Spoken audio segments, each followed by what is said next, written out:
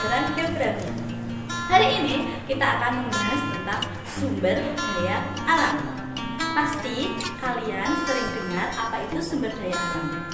Sumber daya alam itu merupakan semua yang terdapat di alam yang dapat dimanfaatkan oleh manusia untuk mencukupi segala kebutuhannya. Jenis-jenis sumber daya alam.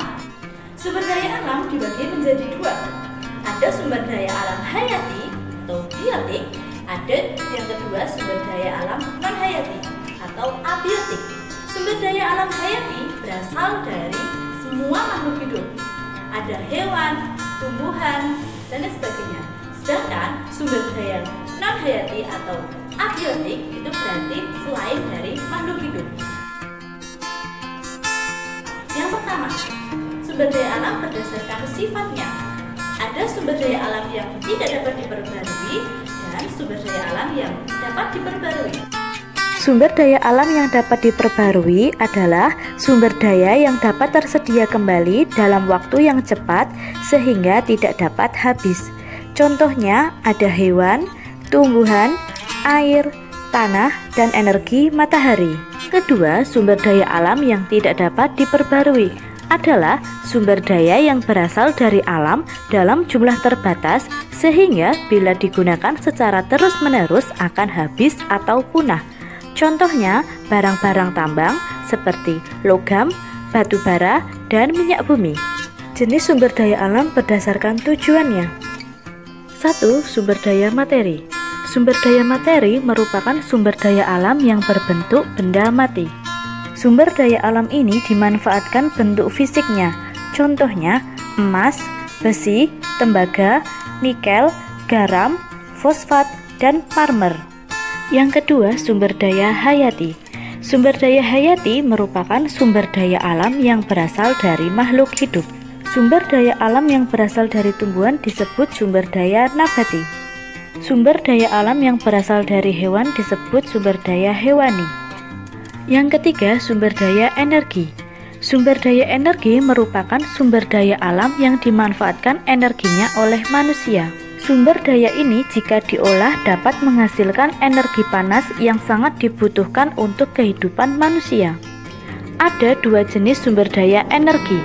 Yang pertama, sumber daya energi konvensional, berasal dari alam yang digunakan secara alami tanpa banyak pengolahan. Yang kedua, sumber daya energi non-konvensional, berasal dari penemuan dan pengembangan teknologi yang dilakukan oleh manusia. Sumber daya alam berdasarkan tujuannya yang keempat adalah sumber daya ruang. Sumber daya ruang merupakan ruang atau tempat yang diperlukan untuk keberlangsungan hidup manusia. Ruang berhubungan dengan jumlah penghuninya. Makin besar jumlah penduduk, sumber daya ruang akan makin sulit diperoleh. Selanjutnya kita akan membahas tentang potensi dan sebaran sumber daya alam di Indonesia. Berdasarkan kondisi geologisnya, Indonesia berada di jalur cincin api. Jalur ini dilalui oleh berbagai batas lempeng dan memiliki banyak gunung api. Jadi kondisi ini menyebabkan potensi dan persebaran sumber daya alam di Indonesia sangat beragam. Setiap wilayah di Indonesia memiliki karakteristik alam yang berbeda. Beberapa faktor yang mempengaruhinya adalah morfologi, iklim, dan kondisi geografis. Berikut merupakan potensi dan persebaran sumber daya alam di Indonesia. Yang pertama, sumber daya kehutanan. Hutan merupakan suatu wilayah yang menjadi tempat tumbuhnya segala jenis flora, serta habitat bagi segala jenis fauna. Hutan terdiri atas 3 bagian utama, yaitu bagian atas, bagian permukaan tanah, dan bagian bawah tanah. Bagian atas hutan terdapat dedaunan pohon yang tumbuh lebat sebagai kanopi alami. Bagian permukaan tanah hutan terdapat guguran daun kering serta ditumbuhi semak-semak dan rerumputan. Bagian bawah hutan terdapat unsur hara, akar tanaman, dan sumber mata air. Indonesia disebut mega diversity country karena memiliki hutan yang luas dengan keanekaragaman hayati terkaya di dunia.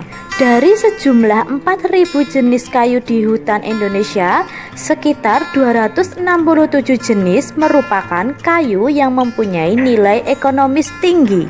Yang kedua, potensi sumber daya pertambangan. Indonesia merupakan salah satu negara di dunia yang memiliki keragaman barang tambang. Beragam barang tambang tersedia untuk memenuhi kebutuhan dalam negeri atau luar negeri. Aktivitas tersebut telah menghasilkan devisa bagi Indonesia. Potensi yang ketiga adalah sumber daya kelautan. Sumber daya kelautan mencakup kehidupan laut mulai dari perairan dalam sampai daerah pasang surut.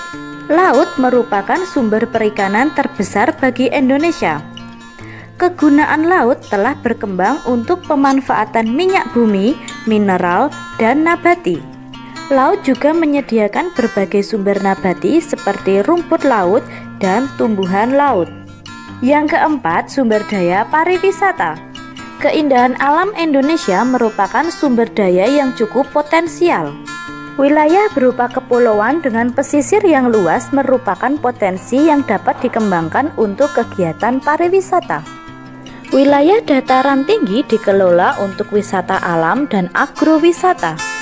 Wilayah dataran rendah dikelola untuk wisata religi dan edukasi.